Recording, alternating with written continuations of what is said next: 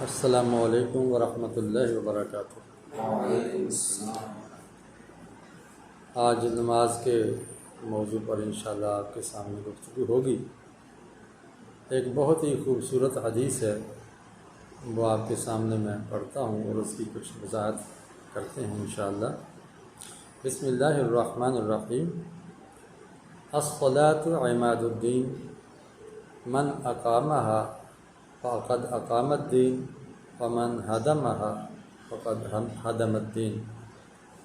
رسول اکرم صلی اللہ علیہ وسلم نے ارشاد فرمایا کہ نماز دین کا ستون ہے، جس نے اس کو قائم کیا اس نے گویا پورے دین کو قائم کر لیا، اور جس نے اس ستون کو ڈھا دیا اس نے دین کو ڈھا دیا۔ رسول اکرم صلی اللہ علیہ وسلم فصیح اور بلیغ انسان تھے، اور آپ کو اپنی فصاحت اور بلاغت پہ فخر بھی تھا۔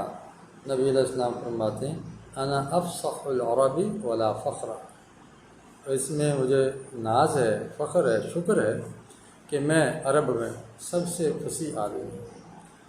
فصاحت کیا ہوتی ہے کہ اپنی بات کو اس انداز سے کرنا کہ دوسرے کے دل و دماغ میں اتر جائے۔ اتنے آسان الفاظ اور بہترین طریقہ کسی بات کو کرنے کا وہ ہے کہ اس کو مثالوں سے بیان کیا جائے۔ انسان جو ظاہری چیزیں ہیں اس کو تو سمجھ لیتا ہے حواس خمسہ کے ذریعے، لیکن جو ظاہری چیزیں نہیں ہوتی، غیر مرئی ہوتی ہیں، روحانی طرز کی ہوتی ہیں، اس کو سمجھانے کے لیے پھر تماثیل کا اور مثالوں کا سہارا لیا جاتا ہے۔ اللہ تعالیٰ نے بھی خیر و شر کی مثالیں دے دے کے اپنی طرف بلایا ہے، اسی طرح رسول اکرم صلی اللہ علیہ وسلم بھی مثالیں دے دے کے سمجھا رہے ہیں۔ دیکھیے نماز کی مثال کبھی آپ علیہ السلام نے کہا کہ یہ ستون کی طرح ہے، کبھی فرمایا یہ چابی ہے، کبھی فرمایا یہ نہر ہے، کبھی فرمایا یہ سیڑھی ہے۔ تو اب یہ جتنی بھی مثالیں ہیں ان میں ایک معنویت ہے، اس میں بڑے سبق۔ اب ستون ہی دیکھیں کہ ستون ایک عمارت کا ہوتا ہے جس کے سہارے وہ عمارت قائم ہوتی ہے۔ جس طرح ستون کی ایک عمارت کے اندر اہمیت ہے اور ضرورت ہے، اسی طرح دین کے اندر نماز کی اہمیت ہے۔ دیکھیے نماز پورا کا پورا دین نہیں ہے، دین کا ایک حصہ اور تھم اور ستون۔ جیسے ایک نرا ایک ستون کھڑا کر کے بندہ کہہ نہیں سکتا کہ میں نے کمرہ بنا دیا، عمارت بنا دی، بلڈنگ بنا دی۔ بعض لوگ اس غلط فہمی میں ہیں کہ بس نمازی بنا دو لوگوں کو، باقی سب کچھ ٹھیک ہے۔ یہ نہیں ہے، بلکہ دین کا ایک حصہ ہے نماز۔ اور اگر وہ بندہ کہے کہ میں دین نافذ کرنے کے لیے اٹھا ہوں اور وہ نماز نہ پڑھے تو وہ ایسے ہی ہے، بغیر دیوار اور بغیر ستون کے کوئی عمارت کھڑی کرنے بیٹھا۔ یہ تو اللہ ہی ہے کہ جو بغیر ستون کے آسمان کو بنائے ہوئے ہے، اور غیر اللہ کوئی بھی ستون کے بغیر کوئی عمارت نہیں بنا سکتا۔ اللہ تعالیٰ نے دین کا ستون، دین کے 5 ستون رکھے ہیں، ان میں سے ایک نماز ہے۔ اس کو قائم کیے بغیر کوئی بندہ اپنے آپ کو دیندار نہیں کہہ سکتا، اگر وہ کہتا ہے تو وہ غلط ہے۔ اس لیے نماز کی بڑی اہمیت ہے۔ پھر خود ستون کو دیکھیں کہ ستون جتنا پائیدار اور سیدھا ہوگا اتنی عمارت پائیدار اور سیدھی ہوگی۔ ستون کے اندر استعمال ہونے والا مسالہ، ستون کے نیچے بنائی گئی بنیاد، فاؤنڈیشن، اس کی گہرائی کہاں تک ہے، جتنی بلند عمارت قائم کرنا ہو اتنا ہی ستون نیچے گہرائی تک اترا ہوا ہوتا ہے۔ جتنا زمین نے ایک ستون کو پکڑ رکھا ہو اور کنکریٹ نے اس کو جکڑ رکھا ہو، اتنا ہی بھروسہ کیا جا سکتا ہے کہ یہ ستون کتنی منزلوں کو سہار سکتا ہے۔ اس لیے یہ جو نماز ہے اس کے بھی تقاضے ہیں کہ اس کا فاؤنڈیشن مضبوط ہو، اس کا نیچے مسالہ ٹھیک بھرا ہوا ہو، اس کے اندر استعمال ہونے والے اجزاء خالص ہوں، اور ایک خاص ترتیب سے ان کا مثالہ بنایا گیا، اس میں سیمنٹ، ریت، بجری جیسے ایک ستون کے اندر سریا اور دیگر اجزاء ہوتے ہیں، اور پانی کی خاص ریشو ہوتی ہے، ریت اور سیمنٹ کی ایک خاص نسبت ہوتی ہے، اسی طرح نماز کے اجزاء بھی، اس نماز جیسے ستون کے اجزاء بھی یہ تقاضا کرتے ہیں، وہ بھی ایک خاص ترتیب سے اور خاص ریشو اور خاص مناسبت اور خاص مقدار سے نماز کے لیے جو بنیاد کا کام کرتی ہے چیز، وہ اس کا طہارت ہے۔ جتنے اچھے طریقے سے ہم طہارت کریں گے اتنا ہی نماز بہتر ہوگی۔ اس کے بعد طہارت کا پہلا تو استنجا وغیرہ ہے، اپنے آپ سے نجاست کو دور کریں۔ ایک بندے کے جسم پر نجاست لگی ہو تو نماز نہیں ہوتی۔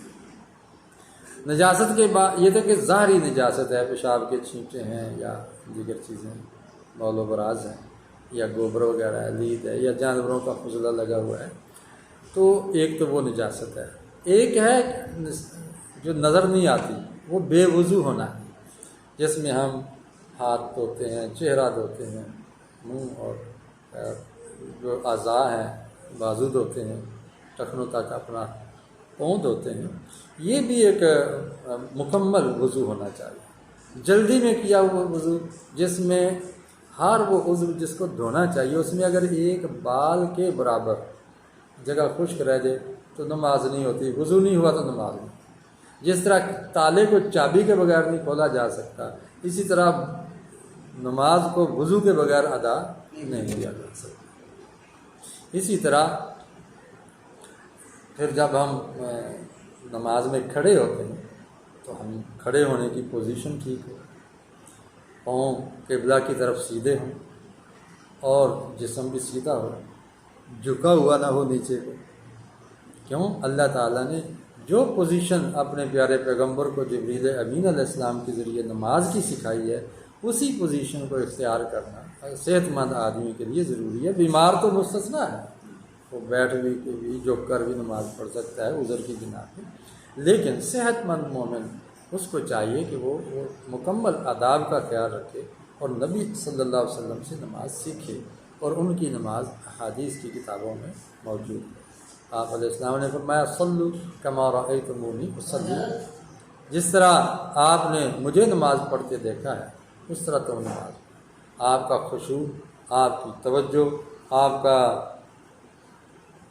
اسی طرح آپ کا جو ہے نا وہ اس میں جو بیان ہے، جو گفتگو ہے، جو تکلم ہے، اللہ کے ساتھ ہم کلامی ہے، جس طرح اللہ کے حبیب علیہ الصلوۃ والسلام ہم کلام ہوتے تھے، اسی طرح آپ اللہ کے ساتھ ہم کلام ہونے کی کوشش کریں۔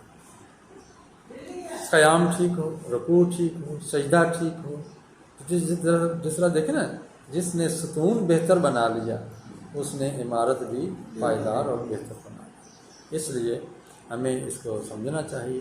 پھر نماز کی اہمیت، میں نے کہا کہ آپ نے کبھی سیڑھی کہہ کے کہا کہ یہ سیڑھی ہے، جس طرح بندہ سیڑھی اوپر چڑھنے کے لیے استعمال کرتا ہے، نماز بھی بلندیاں حاصل کرنے کا ایک طریقہ ہے۔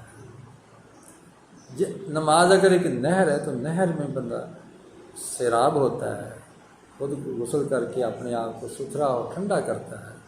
اسی طرح نماز کے ذریعے ہمیں ٹھنڈک بھی ملنی چاہیے اور نماز کے ذریعے ہمارے گناہ جڑنے چاہیے۔ ایسی نماز پڑھی جائے، ایسی توجہ کے ساتھ پڑھی جائے۔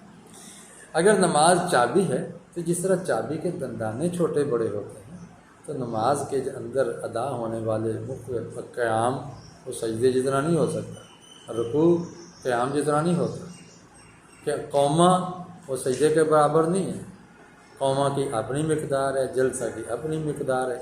اسی طرح دندانے جس طرح چھوٹے بڑے ہوتے ہیں، اگر دندانے نہ ہوں تو چابی نہیں کہلا سکتی، وہ تالے کو نہیں کھول سکتی۔ اسی طرح نماز کے ارکان اگر ٹھیک نہیں ادا کریں گے اور اس کے آداب کو ملحوظ نہیں رکھیں گے تو ہم دین کو صحیح طریقے سے نہیں اپنا سکیں گے۔ دیکھیں دین پھر کیا ہے؟ سوال یہ ہے کہ اگر نماز دین کا ستون ہے تو دین کیا ہے؟ دین پوری زندگی کو رب کی اطاعت اور رسول علیہ السلام کی سنت کے مطابق گزارنا ہے، یہ دین۔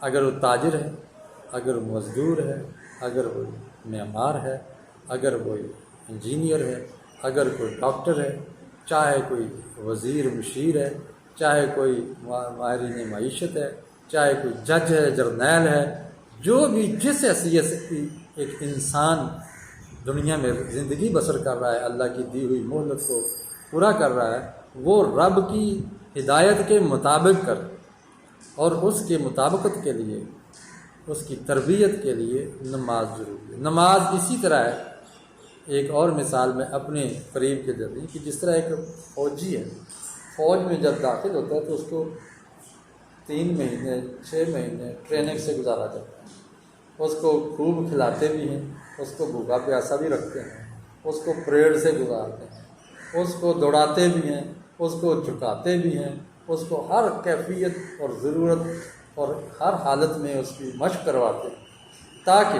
جب آگے محاذ پہ جائے تو اس کے اندر کوئی سستی، کوئی کمزوری، کوئی لاغر پن نہ اور اناڑی پن نہ، یہ جانے یہ ایک حکم پر اٹھ بیٹھ سکے، ایک حکم پر ٹرائیگر کو دبا سکے، ایک حکم پر یہ لیٹ جائے اور دوسرے حکم پر یہ کھڑا ہو جائے۔ ایسے ہی پوری ریہرسل ہمیں امام کے پیچھے نماز پڑھ کے کرائی جاتی ہے کہ جیسے اب امام کاشن دے گا آپ کو اس طرح کرنا ہے۔ تو اگر بندہ، اب سے سوچیں ذرا، ایک بندہ فوج میں بھرتی ہوتا ہے اور ٹریننگ کر کے واپس آ جاتا ہے تو کیا خیال ہے، وہ فوجی کہلائے گا؟ وہ سپاہی کہلائے گا؟ کیا وہ اعلیٰ درجے اور رینک حاصل کر لے گا؟ اس کو لوگ بیوقوف کہیں گے۔ اور ایک بندہ ٹریننگ کے بغیر فوج کو جوائن کر لے، کیا وہ ایسا ممکن ہے کہ وہ اعلیٰ افسر بن جائے، جرنیل بن جائے، یا کسی محاذ پہ کھڑا ہونے کے قابل ہو؟ یہ دونوں لازم و ملزوم۔ اسی طرح نماز کے بغیر کوئی دین کا کام نہیں ہو سکتا، اور نماز ہی پڑھ لینا دین نہیں، بلکہ یہ دین کے لیے تیار کرنے والی ایک چیز ہے۔ اس پر بنیاد دین کی عمارت کی قائم ہے۔ اللہ سے دعا ہے وہ ہمیں پورے شعور کے ساتھ اس حدیث کو سمجھنے اور اس پر عمل کرنے کی توفیق دے۔ جس نے نماز کو قائم کر دیا، اس ستون کو قائم کر دیا، گویا اس نے دین قائم کر لیا ہے، اور جس نے اس کو ڈھا دیا یا کمزور کر دیا، اس نے گویا اپنے دین کو کمزور کر دیا۔ اللہ سے دعا ہے کہ وہ ہمیں عمل کرنے کی توفیق عطا فرمائے۔ وآخر دعوانا ان الحمد للہ رب العالمین۔